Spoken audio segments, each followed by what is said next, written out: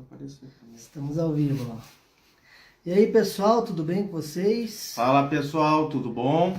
Hoje temos live com o Geraldo Lemos Neto, Geraldinho, nosso querido parceiro aí, irmão de caminhada. Então eu convidei meu amigo Fabrício aqui lá do Instagram, Papo de Espiritualidade, para estar presente conosco aqui. Vai engrandecer também a nossa conversa e vai ajudar a gente nos comentários aí, né, Fabrício? Isso aí, pessoal, prazer, sejam todos bem-vindos, bem-vindas. Espero que essa live seja bem prazerosa. Hoje a gente vai ter a oportunidade de conversar com o Geraldo Lemos Neto, ele que conviveu aí muito tempo com o Chico Xavier e a pessoa mais indicada aí para contar os casos do Chico Xavier, as revelações que ele fazia muitas vezes, né, entre os amigos dele. Então a gente tem muita honra e a gente fica muito agradecido de ter essa oportunidade de escutar ele contando um pouquinho. A gente sente o Chico através dele, um pouquinho do Chico através dele. É verdade. Hoje, dentro do Espiritismo, quando se fala em Chico Xavier, logo a gente remete à imagem também do Geraldinho e vice-versa, né? A imagem do Geraldinho também remete muito ao Chico Xavier. Então é um prazer para nós falar com ele hoje. Entramos um pouquinho antes aqui para fazer um esquenta, né, Fabrício? E o pessoal tá perguntando aí, pessoal, a live vai ficar salva, tá? Depois do término da live, o Felipe vai deixar aí no Espírita que Sou aí no feed. Então, se você não tem a oportunidade de assistir agora, você vai ter oportunidade de assistir depois. Acredito também que o Geraldo vai colocar também nas redes sociais dele, né? Então vai ficar salvo. Cristãos no Mundo, um abraço. Cristão no Mundo, abraço. João Pedro. Gente boa, da melhor qualidade. Dá uma olhada. A gente tem um projeto, né, com o João. João, daqui a pouco não, daqui uns dias, né? Uma semana, 2 semanas aí, vamos estar iniciando um projeto bem bacana com o João. Não sei se a gente pode falar, vamos deixar para ele falar, né? Vamos deixar aí o pessoal ficar curioso. Cibele, ele não dá... Não. Cristão no Mundo, que legal. Jesus abençoe você, abençoe todos. Obrigado. Nós. Vamos esperar o Geraldo entrar.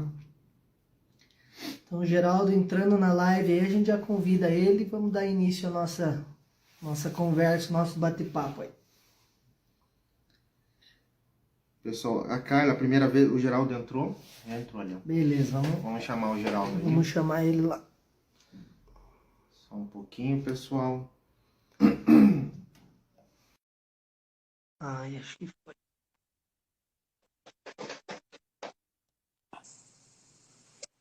Olá! Oi, pessoal. Tudo bem? Oi, Geraldo, tudo bom? Tudo jóia, e você? Vamos enquadrar melhor aqui, ó. Vamos ver se ficou bom agora. Melhorou aí. Ficou ótimo. Tudo bem, Geraldinho? Tudo bem, como vão? Tudo tranquilo. Tomei a liberdade de convidar o Fabrício lá, que é do Papo de Espiritualidade, participar com a gente aqui. E aí, Fabrício, tudo bem? Não podia perder a oportunidade, não é todo dia que a gente tem o Geraldo Lemos Neto conversando com a gente. Geraldinho, primeiramente eu queria até agradecer por você ter aceito o convite, por ter aberto um espacinho aí para a gente na sua agenda. A gente entende que é bem corrido, você é um cara requisitado aí no meio espírita, então um prazer para nós, uma honra enorme estar falando com você aqui hoje. Imagina, o prazer e a honra é nossa. Eu vou falar um pouquinho do currículo aqui do Geraldo Lemos Neto, pessoal, para quem não conhece ele, passar a conhecer.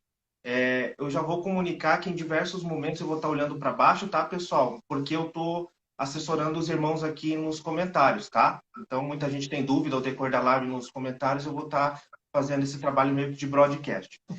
Então, o Geraldo Lemos Neto é diretor da Casa de Chico Xavier de Pedro Leopoldo, do portal e da TV Saber Espiritismo e do Grupo Espírita Saber Amar de Belo Horizonte. Ele é médium psicógrafo, escritor, palestrante do Espiritismo e editor da Vinha de Luz Editora. É isso aí. Só um irmão do Geraldo, nada mais. Muito obrigado. Geraldo, para o pessoal entender, a gente queria que você contasse um pouquinho como que você conheceu o Chico Xavier, como se deu essa proximidade com o Chico Xavier. Bom, a minha família materna é da cidade de Pedro Leopoldo, que é a cidade natal de Chico Xavier. Minha avó foi colega dele no grupo escolar, as famílias eram muito amigas, então eu, desde criança, ouvia muitos casos da família Machado de Pedro Leopoldo sobre a bondade do Chico, sobre como se processava também as revelações mediúnicas, a psicografia, a vidência, as orientações espirituais que o Chico dava para os meus familiares, né, principalmente ligados aí a essa família Machado. Então, minha avó, meus tios, avós, tias, avós, primos de minha mãe. E a partir daí eu fiquei, assim, desde criança, muito ligado, né, nessa figura diferente que eu queria conhecer e queria participar de alguma coisa que ele tivesse presente. Quando... Você, você nessa época, desculpa te cortar, Geraldo, mas aproveitando o gancho, nessa época você já era adepto do espiritismo? Não, nessa época não. A família Machado é toda espírita. Mas a minha mãe, ela não tinha religião definida. Ela não tinha participação em nenhuma escola religiosa. E meu pai era muito católico. Meu pai era de outra cidade, e a família Lemos, muito católica. E nós em casa não tivemos educação religiosa de forma alguma, nem católica, nem espírita, nem coisa nenhuma. Então, mas nos eventos da família eu ouvia aqueles casos e me interessava, né? E duas pessoas foram muito importantes para mim. O meu tio Gilberto Santos, irmão de minha mãe, que todo sábado passava lá em casa, lanchava lá e falava do Chico, do espiritismo. E a irmã de minha avó, que a essa altura minha avó já tinha desencarnado, minha avó Carmen, a irmã mais nova dela, que é a tia Nair, que residia em São Paulo e passava 3 meses por ano hospedada conosco em Belo Horizonte, a mesma coisa. Ela era muito amiga do Chico, muito mesmo, né? Então eu ficava assim fascinado com os casos que ela tinha. E eu gostava bastante. Eu era criança, né? Até que, com 14 anos de idade, uma prima de minha mãe trouxe um livro autografado do Chico para mim, no meu aniversário. É um livro Coragem, do Emmanuel. E a partir daí eu fiquei doido para conhecê-lo. Só tive a oportunidade aos 19 anos, em 1981, quando essa minha tia Nair, que residia em São Paulo, me chamou para ir a São Paulo, que o Chico ia lá lançar 2 livros e ela trabalharia no lançamento desses 2 livros. Foi assim que eu o conheci, no dia 14 de outubro de 1981, portanto, há 41 anos atrás. Uma data assim inesquecível. E como que foi, como que houve esse estreitamento desses laços de amizade? Ele me chamou para conhecer, nesse dia, ele me chamou para conhecer o trabalho dele de Uberaba, e eu não demorei nem 15 dias, eu me entendi com essa prima de minha mãe, que ia lá todo mês, era a Wanda de Figueiredo Noronha. Ela era filha da minha tia-avó mais idosa, que era a Adélia Machado de Figueiredo. A tia Adélia, ela era espírita quando o Chico era criança. Ela era espírita antes do Chico, porque ela era nascida em 21 de abril de 1900. Ela era 10 anos mais velha que o Chico. E o irmão dela mais velho, o tio Zeca Machado, o nome dele era José Flaviano Machado. O Chico depois revelou que ele é o senador Flamínio Severus, lá há 2000 anos. Oh, que bacana. O Zeca Machado. E trabalhou com o Chico durante 35 anos lá em Pedro Leopoldo, no Centro Espírita Luiz Gonzaga. Ele falava do Evangelho enquanto o Chico psicografava, e ele também era o responsável pelos passes, pela cabine de passes, quando a reunião terminava. E depois o Chico também pede a ele que fundasse o Centro Espírita Sheila de Pedro Leopoldo, que agora, no dia 3 de agosto, aliás, completou 68 anos de funcionamento. E, então, uma pessoa muito ligada ao Chico, ele também era muito mais velho que o Chico, ele era de 1897. E ele já era espírita quando o Chico era criança ainda.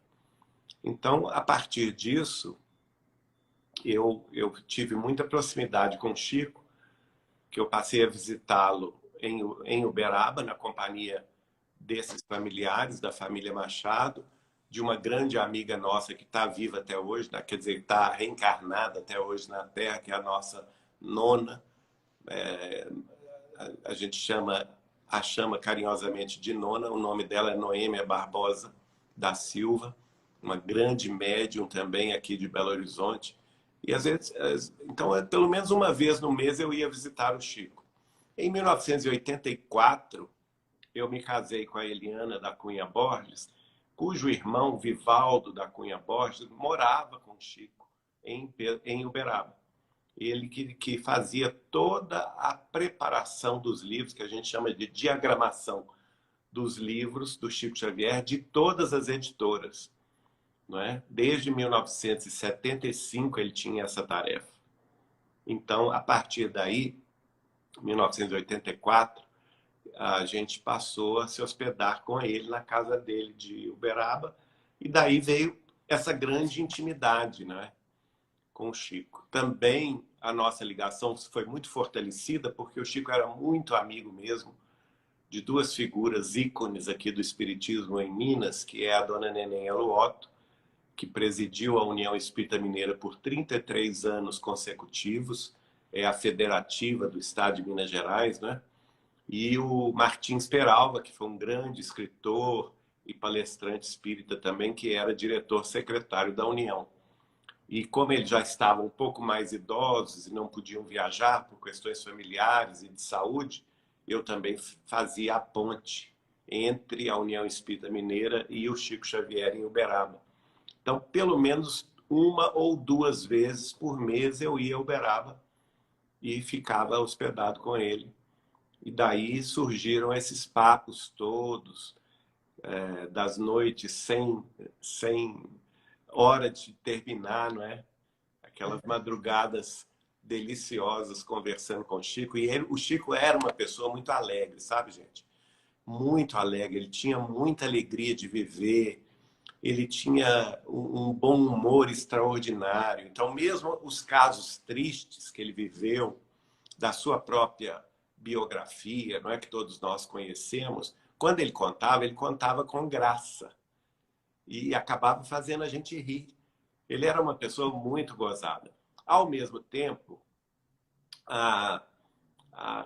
assim, a presença de espírito dele era extraordinária.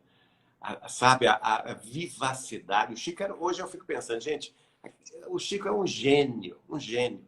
Nós tivemos aqui na Terra um gênio planetário, porque não é só... as pessoas focam muito a questão da bondade dele, claro, que é a da humildade, que são características muito próprias do cristão verdadeiro, né? Mas o Chico não era só isso. O Chico era realmente uma das pessoas mais brilhantes e mais geniosas, de genialidade, geniosas não, porque diz respeito a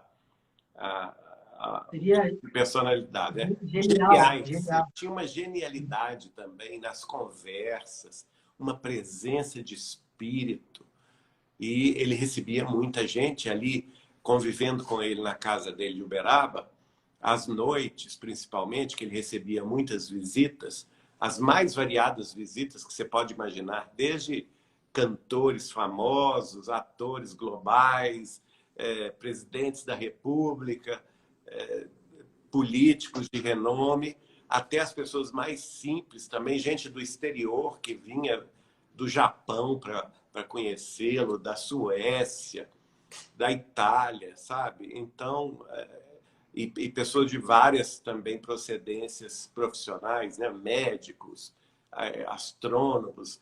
Então, conviver com ele era assim uma universidade do espírito, porque ele era capaz, apesar de toda a humildade dele, ele deixava a pessoa falar e tudo, mas daí a um pouco ele estava dando uma aula para aqueles doutores, né?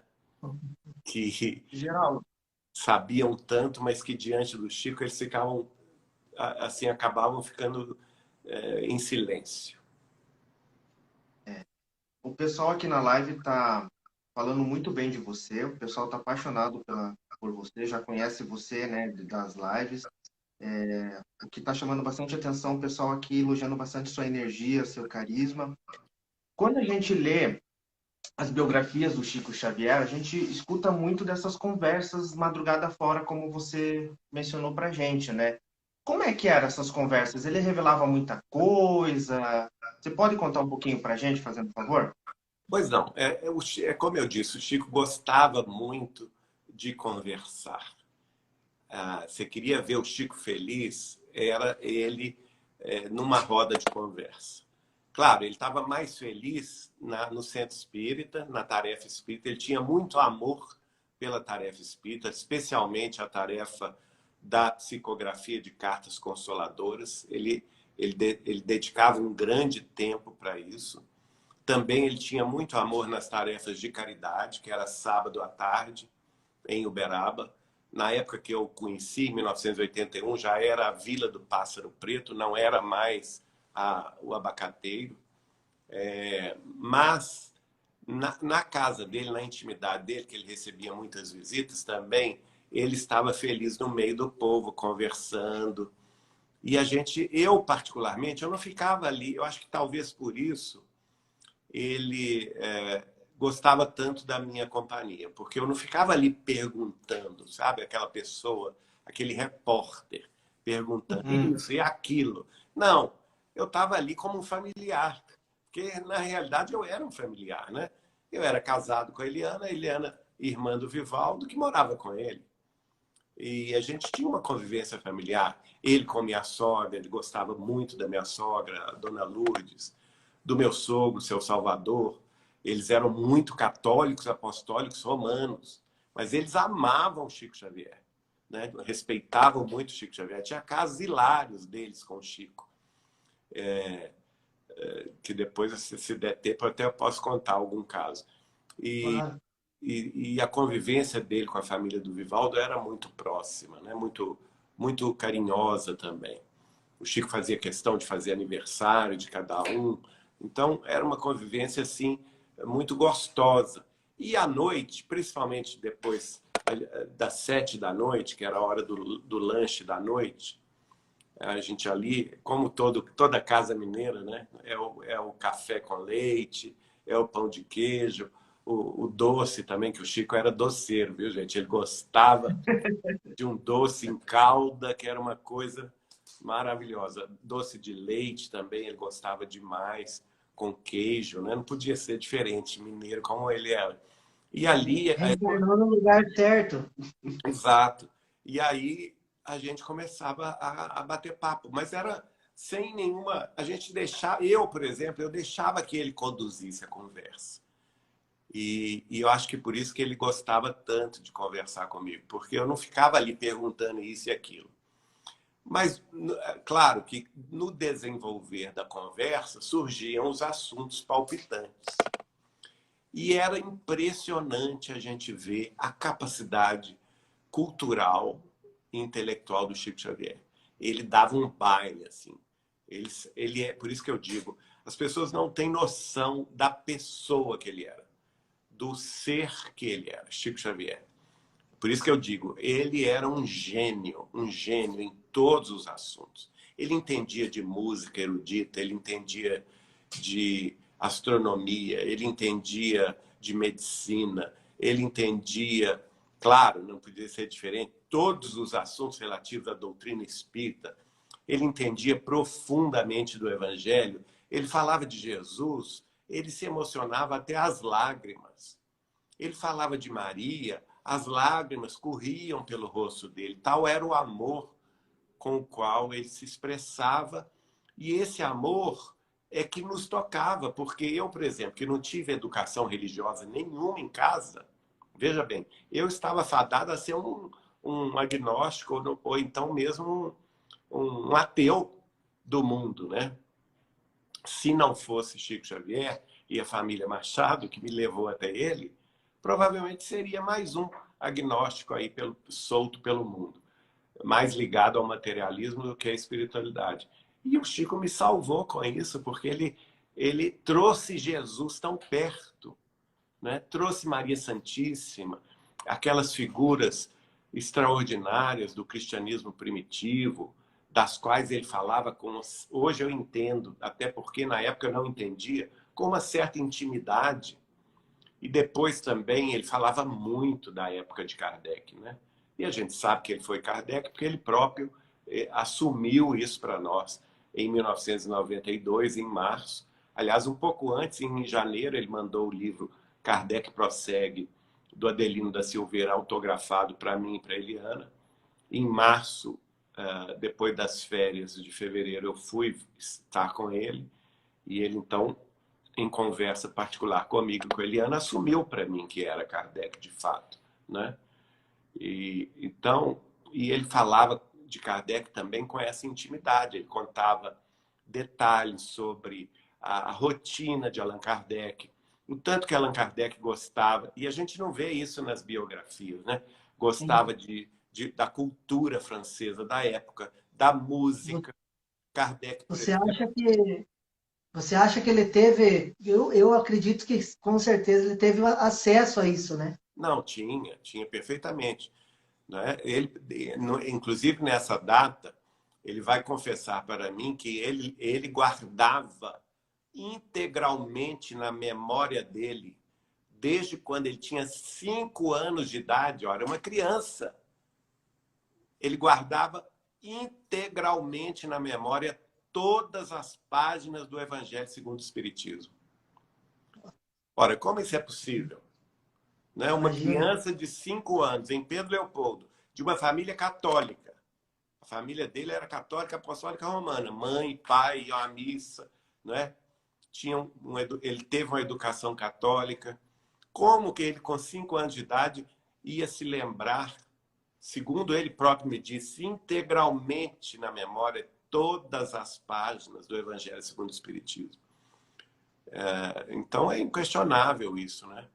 E a intimidade com que ele contava sobre a vida de Kardec, coisas, por exemplo, que ele falava que aconteceu com Kardec, com Amélie Boudet, a esposa de Kardec, e coisas que ele contava também da época pós-Kardec, quando Kardec desencarnou, e que aconteceu com o Espiritismo na França, por exemplo, a adulteração do livro A Gênese, do livro Céu e Inferno, que ele contava para nós com muita precisão, e nós não tínhamos prova nenhuma disso.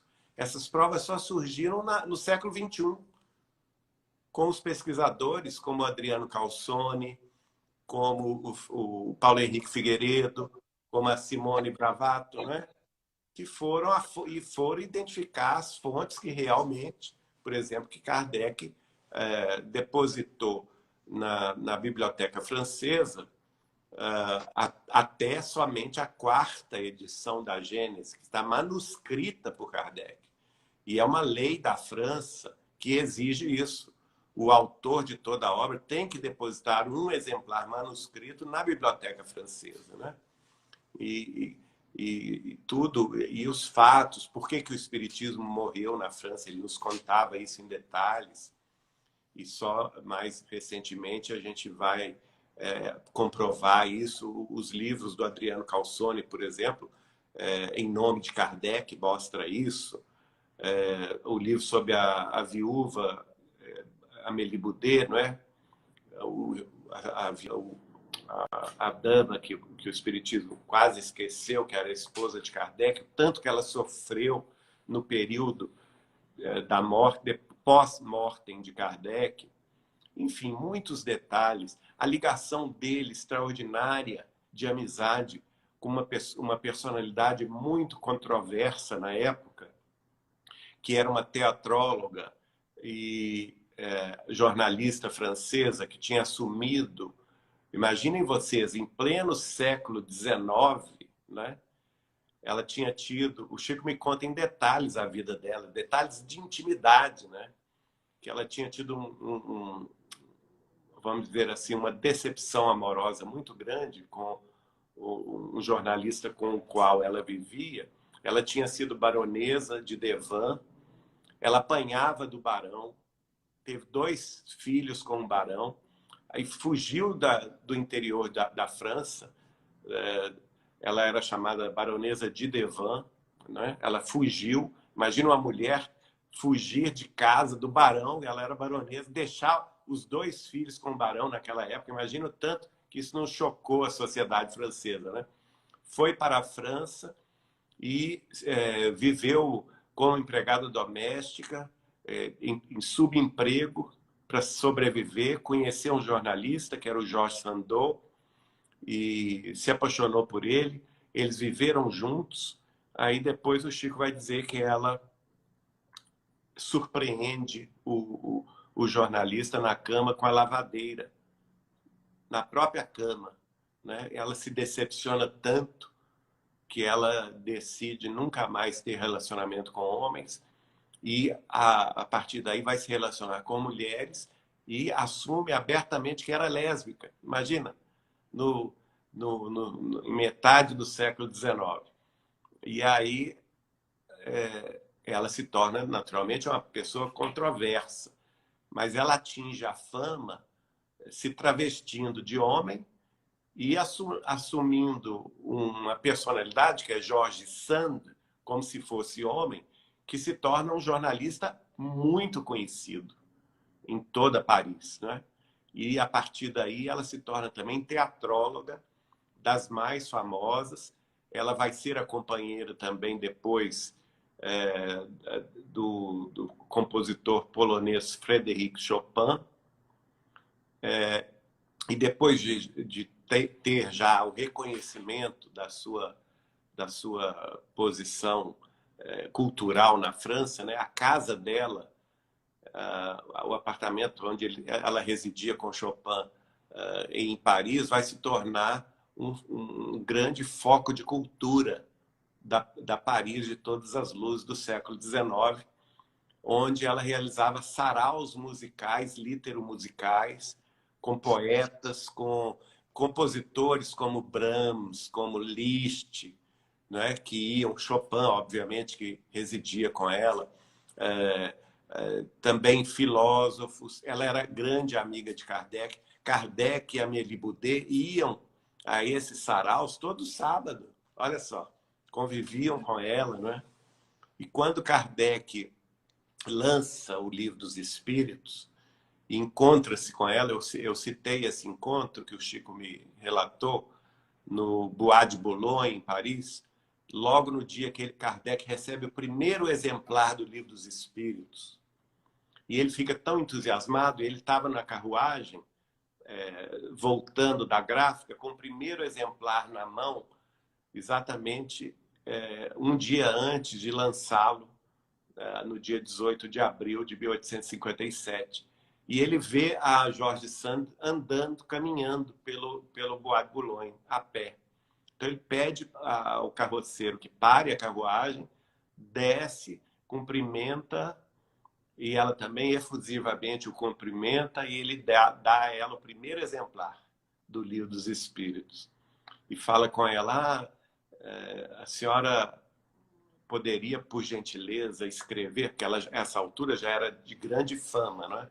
Eu gostaria muito que a senhora escrevesse um artigo sobre esse livro. E aí ele vai me contar o seguinte, que a humildade dela foi tão grande que ela, depois de ler o livro, ela se convence daquela realidade toda, do fenômeno espírita, da reencarnação, de tudo, né? Da sobrevivência do espírito após a morte, e fala com ele. Professor, ela o chamava de professor.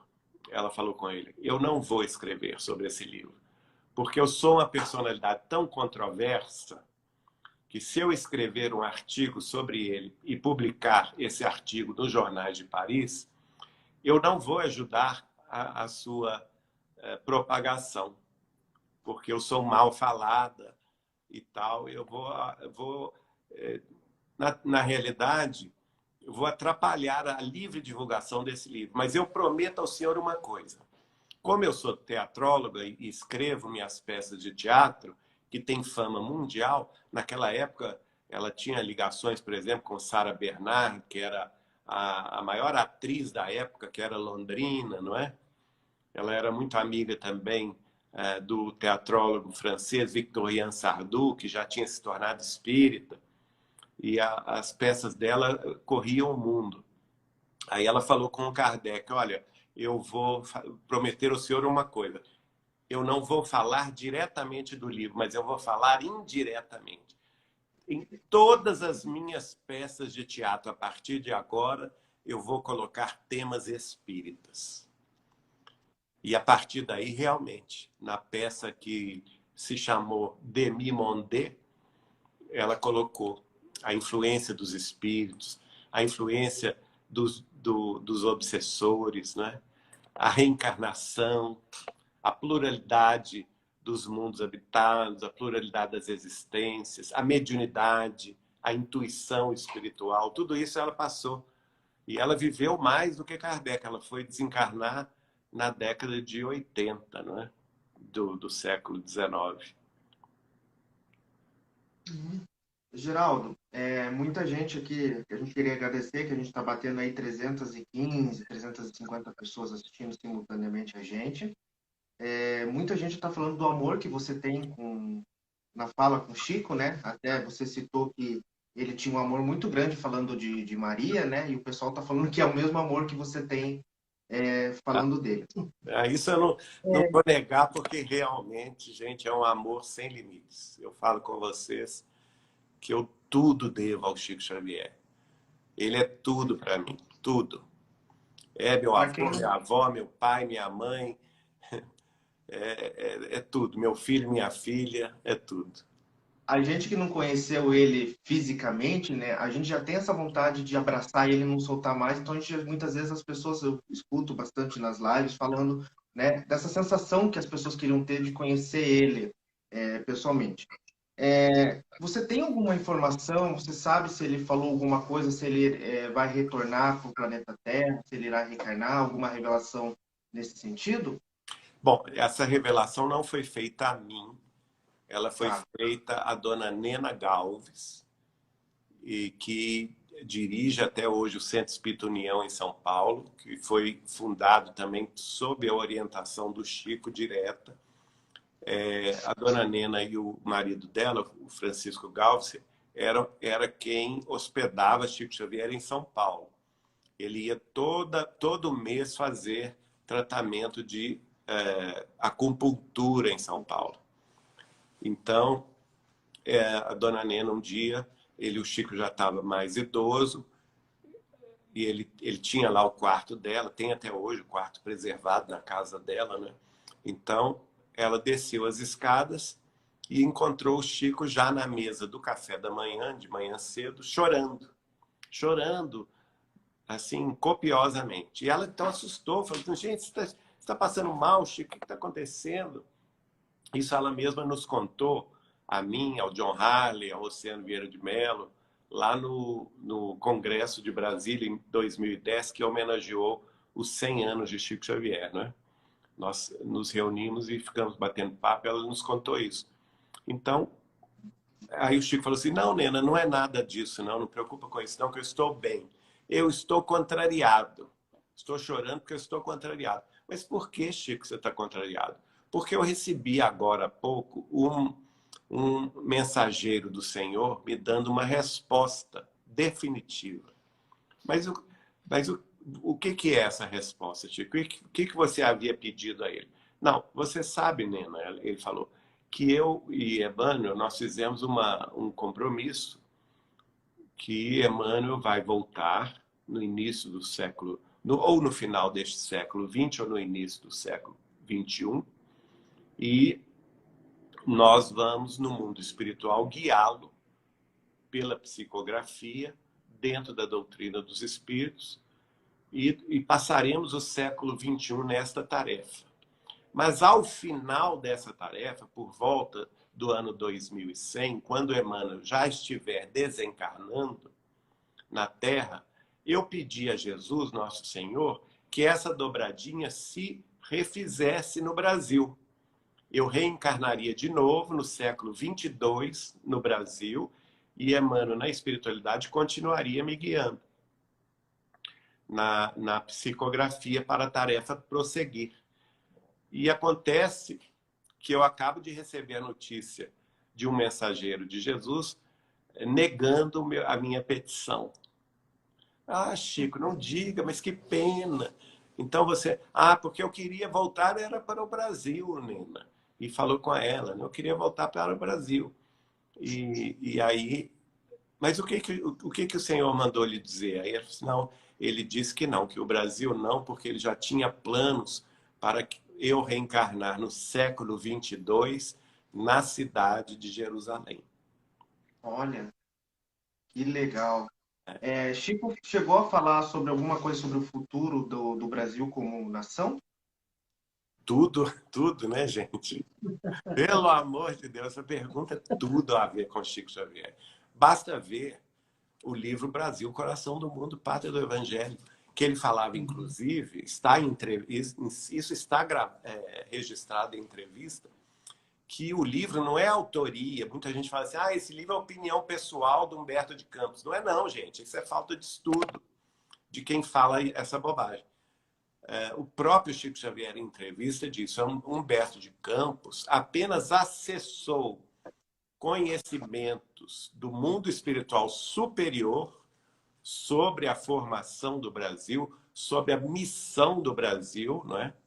Como pátria do Evangelho, coração do mundo, e transcreveu essas informações para a Terra através da minha psicografia.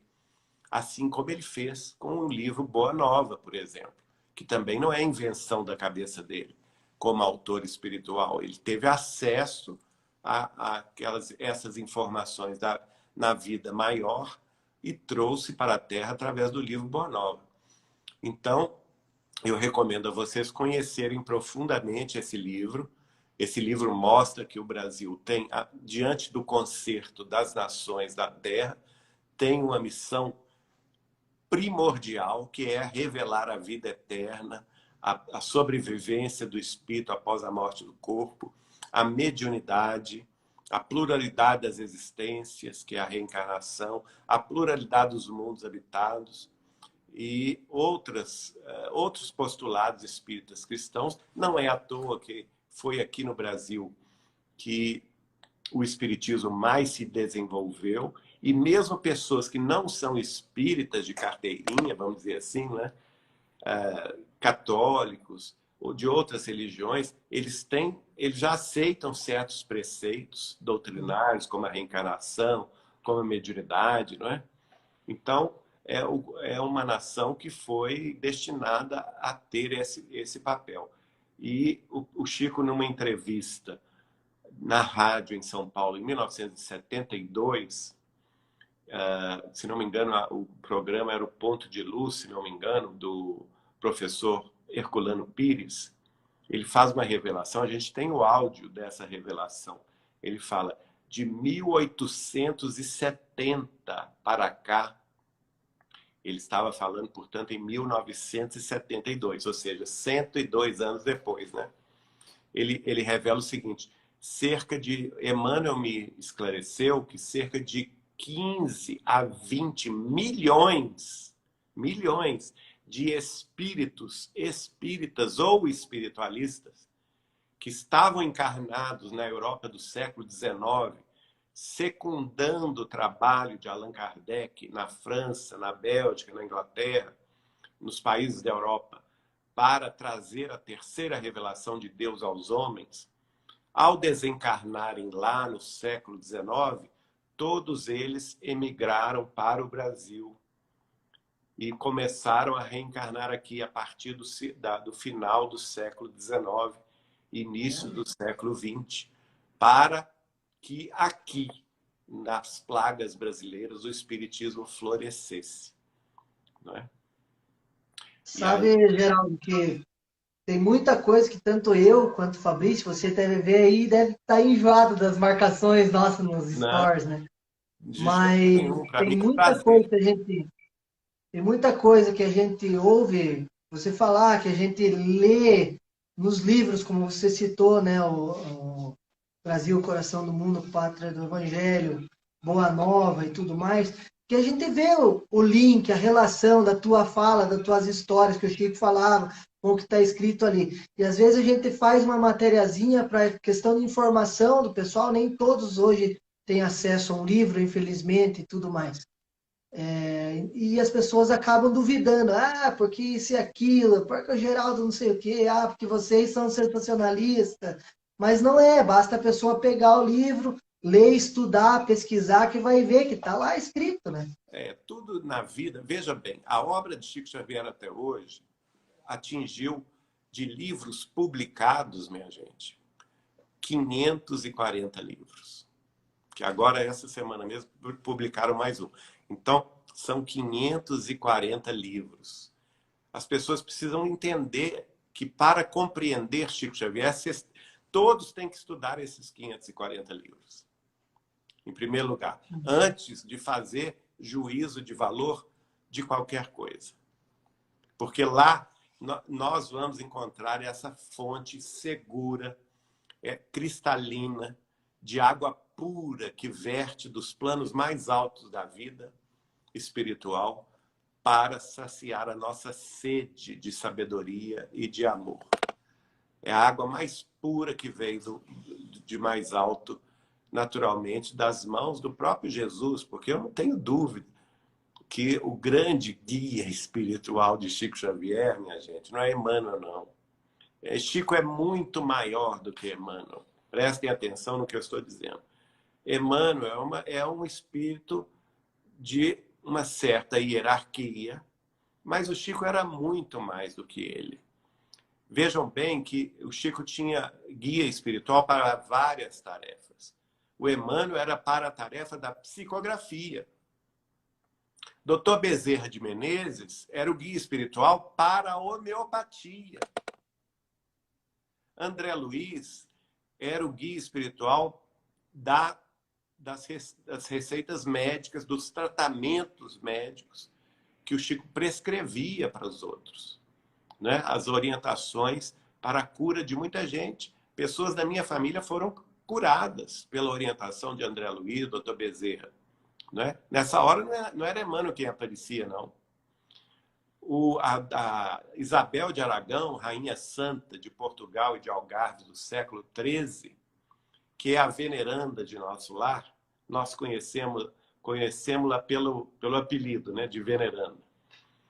Veja bem, em nosso lar está dito que ela ganhou um diploma de 1 milhão de bônus hora gratuito de serviço ao próximo. Coloquem na ponta da calculadora o que é 1 milhão de horas de serviço gratuito. São mais de 6 séculos, minha gente.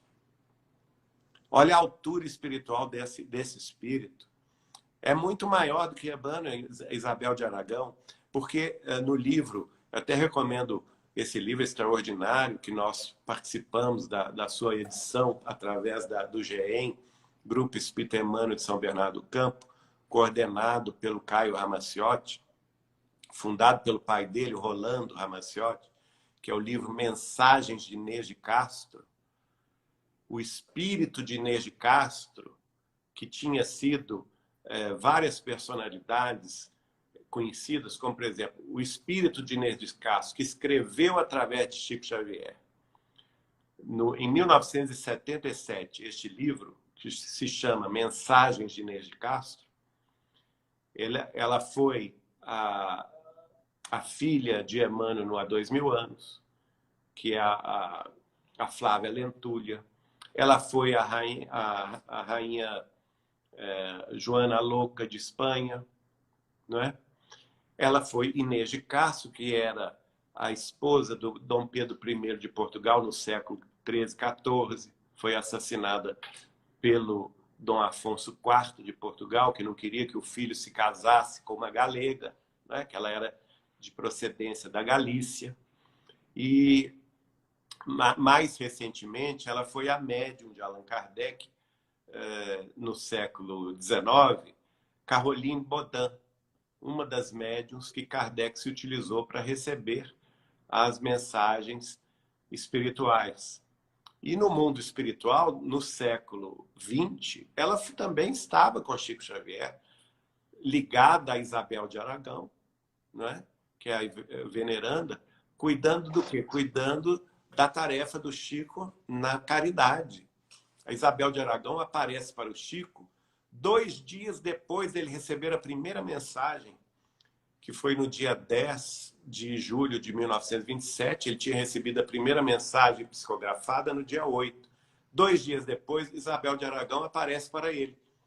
Ele fica assombrado com a elevação dela, a luminosidade desse espírito. Ele fica até assim surpreso, ele a confunde a princípio até com a própria Maria de Nazaré. Ele me contou isso. Tal era a beleza do espírito. E ela falava em castelhano fluente para ele, e ele entendia tudo, e falou com ele: Francisco, eu vim aqui em nome de nosso Senhor Jesus Cristo te pedir que distribua pães com os pobres, nossos irmãos. E ele fala com ela com todo respeito: senhora, nós mal temos pães para alimentar os nossos. Porque a essa altura a família dele, que era sustentada por ele tinha 3 empregos. 3 empregos, minha gente. Trabalhava o dia inteiro e a noite toda para ser arrimo dessa família de 17 integrantes. O pai doente, os cunhados e cunhadas, irmãos e irmãos desempregados e os sobrinhos para dar de comer. E a única pessoa que trabalhava era Chico Xavier. E ele fala com ela: nós mal temos pães para alimentar os nossos. Ela fala com ele: não se preocupe com isso. Os recursos e as pessoas nós enviaremos para você dar cabo ao serviço. E, de fato, ele chama a irmã dele, Dona Luísa, nessa noite, pergunta a ela: o que nós temos aí? Ela fala com ele: nós temos os pães dos meninos amanhã. Não, nós precisamos procurar o córrego, o rio aqui que passa em Pedro Leopoldo e distribuir com os pobres nossos irmãos. E eles fazem isso. Olha o desprendimento. E, de fato, nos próximos 75 anos, até o ano 2002, quando ele desencarnou, no dia 30 de junho, ele nunca parou essa tarefa. E nunca faltou a ele comida, cobertor, brinquedo para as crianças, roupa, remédio, né? Distribuições que ele fazia regularmente de Natal, Dia das Mães, Dia dos Pais, Dia das Crianças. Nunca faltou a ele, tanto em Pedro Leopoldo quanto em Uberaba. A hora que, no dia que ele não tinha nada, os meus familiares, por exemplo, o acompanhavam em Pedro Leopoldo. Meu tio Zeca Machado, o filho dele mais novo, que vai, inclusive, fazer esse testemunho no próximo Encontro Nacional dos Amigos de Chico Xavier e sua obra, que é o Zé Eustáquio Machado, né? Às vezes, o Chico fala: gente, nós não temos nada, então nós vamos levar bilha d'água. Enchia as bilhas d'água e levava água. Na hora que chegava lá, debaixo da ponte, onde os miseráveis residiam, hoje não existem mais em Pedro Leopoldo, mas naquela época existiam, parava lá um caminhão no alto da ponte. Cadê o seu Chico Xavier? Meu tio, por exemplo, ele presenciou isso. Eu estou atrás do seu Chico Xavier. Ah, está aqui embaixo. É aqui embaixo e tal. Quem que é o Chico? O Chico sou eu, meu amigo. Ah, eu estou chegando de São Paulo. O caminhão está cheio de mantimentos, cheio de comida. Onde que o senhor quer que eu entregue? É aqui mesmo, graças a Deus. E dizia que era a festa do povo, né? Interessante, né? Muito bom isso aí. O Chico, ele é tão, eu acho que ele é tão elevado que às vezes quando eu e o Felipe fazemos alguma publicação que ele vai retornar, o pessoal sempre fala que não acredita pelo fato de que ele é um espírito elevado, que ele não precisa. Realmente ele não precisa, Gente, mas por isso é ser por tão amor. elevado, ele vem por amor à humanidade. É lógico. Olha só, o Chico deu essa entrevista ao Adelino da Silveira e falou com ele o seguinte: não passa um século sem que um dos apóstolos de Jesus esteja encarnado na Terra. Então, Jesus vai nos abandonar? Não, nós Falando, precisamos desses espíritos elevados. São eles que nos elevam, né? Claro. Eles que nos empurram para caminhar. Ai de mim se não fosse Chico Xavier. Um dia eu falei com ele assim, Chico, posso te fazer uma pergunta? Pode. Se eu não te conhecesse nessa encarnação, o que seria de mim? Aí ele parou, assim, ficou me olhando, como se ele estivesse vendo cenas, talvez, de outras possibilidades, né? E ficou me Por olhando. cima do óculos, né? Por cima do óculos. Ficou me olhando e falou assim, olha, Geraldinho, eu vou te falar uma coisa. Você nasceu numa família abastada. Meu pai era empresário. Você não teve educação religiosa nenhuma em casa. Nem da católica. E sua mãe... E ele gostava muito de minha mãe. Sua mãe, embora de uma família muito espírita, ela era a única que não era espírita. Veja só onde que eu vou nascer, né? Uhum. E aí ele falou comigo, e essas facilidades todas na juventude, se você não tivesse contato com a espiritualidade, claro que ele não se colocou aí, não é, na resposta. Mas a minha pergunta foi clara, eu queria saber dele, se eu não o conhecesse. Aí ele falou assim, olha, se você não tivesse contato com a espiritualidade e essas facilidades financeiras e pouca responsabilidade na juventude de famílias abastadas, você provavelmente entraria no caminho das drogas e já estaria desencarnado por elas. puxa, olha só. Forte, né? Forte. Geraldo, teve pessoal que eu li aqui nos comentários perguntando, no momento que você, no começo da live já que você citou a tua família, teus tios e tudo mais, quem eles foram em reencarnações passadas, o Chico comentou contigo. O Chico comentou alguma coisa, quem foi você numa reencarnação passada? Se você já convivia com o espírito Chico Xavier? Não, ele, na verdade, tem coisas que a gente não tem, assim, não tem razão de falar, não é? Mas eu só vou dizer uma coisa. Quando, certa ocasião, eu estava estudando, nessa época eu estudava para Ciências Econômicas na PUC de Minas Gerais, e você sabe, economia você tem que ler muito. E eu trabalhava dia e noite, estudava, aliás, trabalhava de dia e de tarde, à noite eu estudava, e finais de semana, pelo menos 2 vezes no mês, estava em Uberaba. Então não tinha muito tempo de leitura. Às vezes tinha que ler de madrugada. E às vezes no domingo, assim, que a gente estava lá com o Chico, eu pedia licença a ele para estudar. Pegava meus livros e ficava estudando. E nesse dia foi um dos dias mais lindos da minha vida, da minha existência. Eu fiquei tão intertido assim com aquele estudo, que foram horas a fio, mais de 4 horas estudando, e o Chico sozinho na outra ponta da mesa. Eu numa ponta e ele na outra. Que eu me abstraí que eu estava em Uberaba, que eu estava ao lado do Chico Xavier.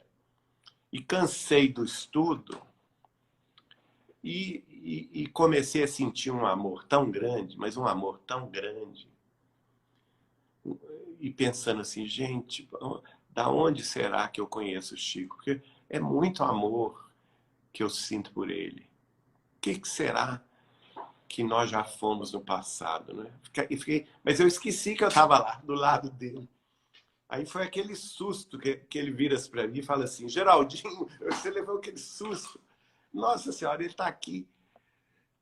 Isso que você está me perguntando é o seguinte, eu não vou te dizer que nós somos pai e mãe, filho e filha, irmão e irmã, avô, avó, neto e neta, sobrinho e sobrinha, tio e tia, porque nós já fomos tudo isso ao longo de muitos e muitos milênios. E ele cruzou os braços assim, tecendo como se fosse um tecido, né? Cruzou os dedos, aliás, os braços, não, os dedos. Fez assim. E falou assim, tá vendo aqui os Você sabe como é feito um tecido? Cada tecido é feito por um fio de tecido que vai se enroscando no outro, se entrelaçando no outro. De modo que nós já atingimos um amor que não tem definição no mundo. Pelas vamos dizer assim, conveniências terrestres ou os nomes terrestres, né? Aí eu disse, Chico, mas de onde vem tanto amor? E ele disse, olha, meu filho, até onde eu me lembro, eu te conheço há 40 mil anos. Nossa Senhora. Meu Deus. Que honra, que Que legal. maravilha. Que Então, bacana. é isso, não tem... Agora, eu acho graça, assim, quem sou eu, né? Devo ter feito, sinto isso, que devo ter feito muito mal a ele. E nessas vidas todas, porque as famílias são assim, né? As famílias têm sempre aqueles que são mais elevados, que caminham na frente, e nós, os retardatários, vamos na rebarba. Maravilhoso. Muita gente aqui na live, Geraldinho, falando que não é espírita, que é de outras religiões, mas que graças a muitas das suas lives está começando a estudar a doutrina espírita, está começando a se interessar. Muita gente falando aqui que o divisor de águas foi o podcast Paranormal Experience, onde o pessoal aprendeu muito e está estudando bastante. O pessoal aqui está declarando um amor gigantesco por você, da tua maneira, da tua doçura, da sua memória dos fatos com o Chico Xavier e, sobretudo, da tua humildade. A gente pode dizer, né, Felipe, que foi uma pessoa que, quando você ofereceu a live, foi uma pessoa muito humilde, né, com a gente. Sim. E eu gostaria de fazer uma pergunta, que a gente já está chegando a 1 hora de live, acho que você tem compromisso posteriormente, que perguntaram aqui se tem alguma pergunta que você queria fazer para o Chico Xavier e não conseguiu. Já tem muitas. Primeiro, eu queria agradecer o carinho dessa gente boa que nos ouve, que nos assiste. Eu, sinceramente, não me sinto merecedor de tanto amor, tanto carinho que eu recebo. E eu tenho que hipotecar esse carinho ao nosso Chico, porque ele sim é merecedor de todas as nossas, vamos dizer assim, lembranças, toda a nossa gratidão e todo o nosso reconhecimento. Sem ele, gente, o caminho da Terra, o caminho do Espiritismo, o caminho do Brasil seria muito mais difícil, muito mais complicado. Eu acho que ele... A gente não estaria aqui também. Nós não estaríamos aqui, né? Eu me lembro quando ele, na década de 80, falou assim, Geraldinho, o que é multimídia? Sei lá, Chico, deve ser a reunião de várias mídias. Por que você está me perguntando isso? E ele, assim, sério, olhando para cima, como se estivesse conversando com os espíritos, falou assim, porque os espíritos estão me dizendo aqui que chegará o dia que a doutrina espírita será divulgada em multimídia. E esse dia chegou, não é? Então eu devo a vocês todos, né? Esse pessoal como vocês que trabalham, que fazem essas páginas lindas, que divulgam a doutrina com desinteresse, com amor no coração. Gente, isso me incentiva a prosseguir, né? O carinho que eu recebo de vocês é que me impulsiona também a não desanimar. Porque eu sou uma pessoa humana como vocês, como todo mundo, tenho meus defeitos, minhas horas ruins, minhas lutas, minhas tristezas, mas é a alegria do Espiritismo que representa Jesus de novo para o nosso coração que faz com que a gente sinta realmente que é preciso trabalhar e servir um tanto mais em nome do Cristo, com a companhia inequívoca de um grande espírito, de uma grande alma, que foi e continua sendo Chico Xavier para todos nós, né? Então, é o meu agradecimento. Não tenho, eu vou dizer, qual pergunta? São tantas. Hoje eu fico pensando, gente, mas como eu fui idiota, porque ele falava um assunto e eu devia né? As pessoas falam, mas por que você não perguntou? Eu falei, gente, mas a gente estava ali ouvindo, né? Você na É muita fonte, presença moral, né? é aquela história. O Chico era muito, como ele gostava de falar, de contar caso, a gente deixava, era a fonte, deixa a fonte derramar aquela água pura. Nesse momento, você não tem vontade de ir lá pegar um copinho e estragar a fonte, porque às vezes com a sua mão, com um copo sujo, você vai estragar o assunto. E certamente muitos desses casos que ele nos contou, eu poderia ter perguntado coisas mais específicas, né, para esclarecer determinados pontos. Mas eu fico lembrando o seguinte, a conversa era tão natural que às vezes uma interjeição minha ou uma interrupção minha ou de qualquer outra pessoa próxima poderia ter interrompido aquela conversa, né? Como nós tivemos vários casos de amigos queridos, aliás, uma amiga queridíssima que retornou agora ao mundo espiritual, Dona Terezinha de Castro, do Rio de Janeiro, fundadora do Seara de Amor e Luz, nos contou isso recentemente também. Ela estava, de repente, surgiu um ambiente que ela sentiu que ela estava na França do século XIX, diante de Kardec. E o Chico falando como Kardec, né? Contando para ela como foi o encontro dela com Kardec. E ela caiu na bobagem de perguntar, mas Chico, mas isso é Kardec, não é você. Aí o Chico, quando se apercebeu disso, ele encerrou o assunto, não é? Parou de falar. Então, às vezes, a pergunta seria inoportuna. Sim. Geraldo, você falou da multimídia e eu vou puxar um gancho lá de trás. Eu e o Fabrício trabalhamos juntos por 2 anos, né? Por 2 anos. E nesses 2 anos era raro nós conversarmos sobre o Espiritismo. Eu não sabia que o Fabrício gostava disso e ele também não. Olha E só. num dia, numa manhã, eu me lembro bem que era uma manhã, eu perguntei sobre a data limite. Falei, já ouviu falar na data limite? Não me lembro como que a gente entrou no assunto. E ele ainda não conhecia. Então eu coloquei no computador que tinha, nós somos fisioterapeutas, né? Então tinha um computador numa bancada onde a gente fazia a evolução dos pacientes ali. E coloquei no YouTube lá, ó, depois na tua casa assista, que é bem interessante e tal. E foi a primeira vez que eu tive consciência de quem era o Geraldinho, de quem era todo aquele pessoal que fez o documentário. Então, você vê como que a espiritualidade vai ligando as pessoas, que depois de nós ter, cada um foi para um trabalho diferente.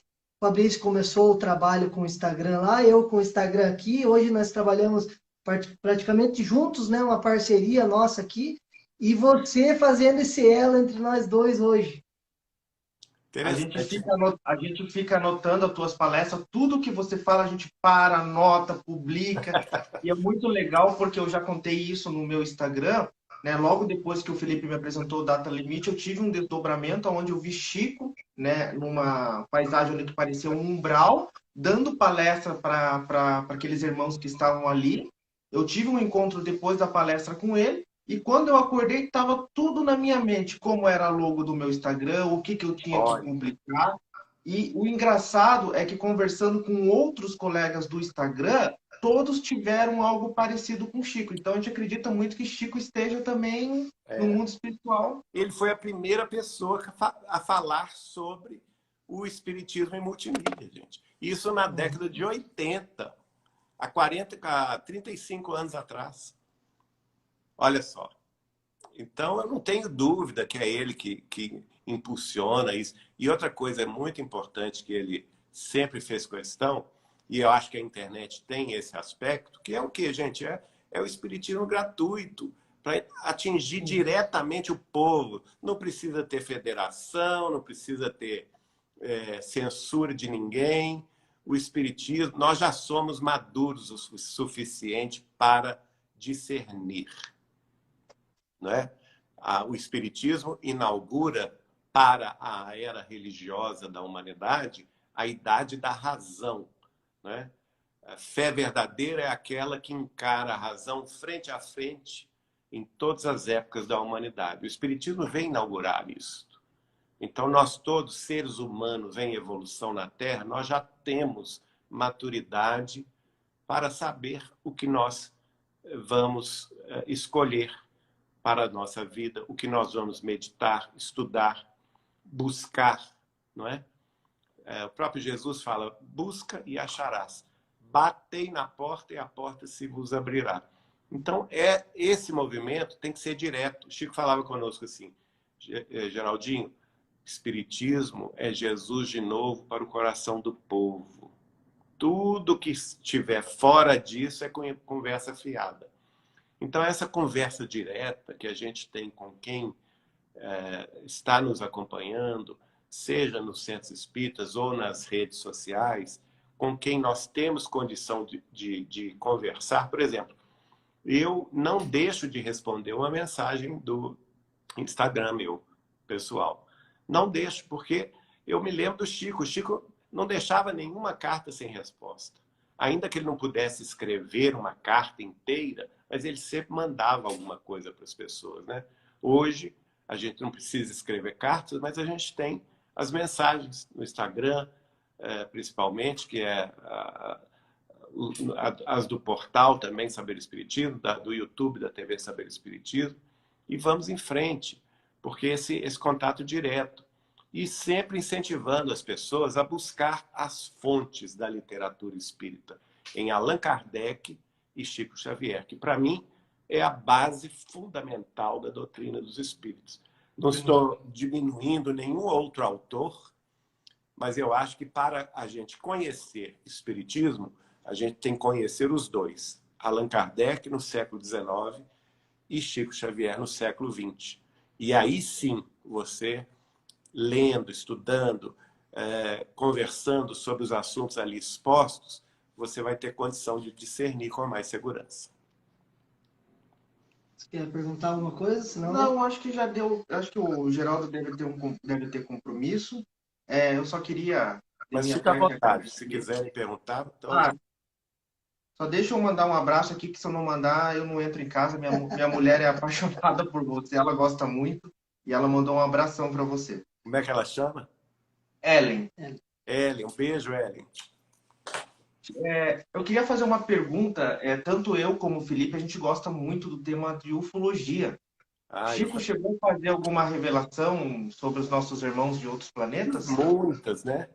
Inclusive nas obras dele, gente. A mãe dele escreveu no livro Cartas de uma Morta. Humberto de Campos escreveu sobre a viagem dele a Marte no livro Novas Mensagens. Também escreveu no livro Crônicas de Além Túmulo. Emmanuel escreveu no livro A Caminho da Luz, que é outro livro que vai falar também sobre a transição planetária, sobre o papel do Brasil. Eu recomendo muito A Caminho da Luz, de Emmanuel. Emmanuel também vai falar sobre habitantes de Sírios no livro Renúncia. Ele vai falar também no livro Justiça Divina, Ante os Mundos Superiores, uma mensagem belíssima, em que ele nos adverte sobre os riscos da autodestruição nuclear da civilização terrestre, não é? Então, isso sempre foi um tema recorrente na obra de Chico Xavier. André Luiz vai falar na obra Evolução em Dois Mundos, sobre os impérios siderais que existem, né?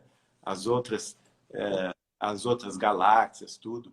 Então, e o Chico, no nosso bate-papo aí das madrugadas, falava dos contatos que ele teve. Ele teve contatos. Ele teve contatos em Pedro Leopoldo, ele teve contatos entre Franca e Ribeirão Preto uma vez. Não muito bom esse contato. Ele me explica que 10% das civilizações extraterrestres são até piores do que nós. Não são boas, mas que 90% deles são melhores do que nós, no campo moral, no campo ético e de espiritualidade, também científico.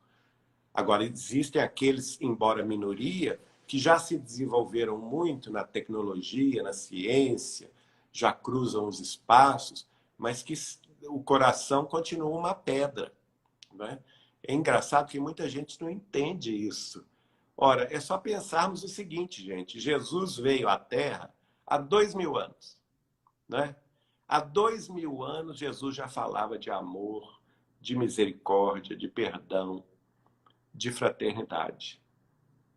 De lá para cá, a Terra evoluiu no campo da ciência, das artes, da cultura, da tecnologia, mas em termos morais, muito pouco. Uhum. 20 séculos depois da palavra do Cristo, nós não estamos vendo aí grandes nações se atacando e guerreando, ainda no século XXI, não é? Então, vejam, a evolução científica e tecnológica nada tem a ver com a evolução espiritual, evolução moral, evolução ética.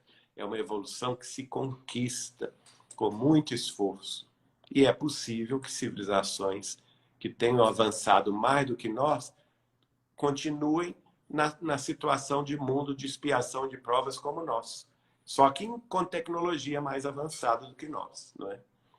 Agora, ele fez questão de dizer também que ele convivia com um grupo de extraterrestres mais baixinhos, tinha 1 metro de altura, ele me descreveu 1 metro de altura, grandes olhos amendoados, não tinha orelha, só um orifício, não tinham narizes, também só um orifício, na boca não tinham dentes, era só uma abertura, não se alimentam de sólidos, só de líquidos, não falam, portanto não tem aparelho fonador, porque eles se comunicam pelo pensamento. E ele falou, eles são boníssimos, são entidades muito boas. Eles protegem a Terra e trabalham em sintonia com Jesus para a evolução terrestre, no campo da ciência, das artes, da espiritualidade, e são seres boníssimos. Eles têm 1 metro só de altura, mas têm uma cabeça grande, porque o intelecto deles é muito mais desenvolvido do que o nosso. E uma curiosidade que o Chico me contou, esse olho deles gigante, né, amendoado, eles são capazes de ver ao mesmo tempo todos os planos. O plano das trevas, das sombras, o plano da crosta terrestre, o plano do umbral, o plano da ciência e das artes, o plano dos servidores de Jesus e o plano crístico ao mesmo tempo. E processam essa informação sem se alterarem, porque já tem maturidade para isso. Se qualquer um de nós visse tudo isso, provavelmente ficava maluco da cabeça, né? Porque a gente não tem cabeça ainda para processar tanta informação. E o nosso olho enxerga uma determinada uma Só uma frequência de luz. faixa entre o vermelho e o violeta, só. Nós só enxergamos uma faixa de frequência entre o violeta e o vermelho. É. Basta pensar no sinal de Wi-Fi, por exemplo, né, que a gente usa. Ninguém vê, né? Ninguém vê, mas ele está aí, né? Tá aí, exatamente. Geraldo, quero agradecer você, acho que não vamos tomar teu tempo mais. Eu que agradeço o carinho de você, eu gostei muito da live, desse bate-papo. Obrigado, Felipe, obrigado, Fabrício.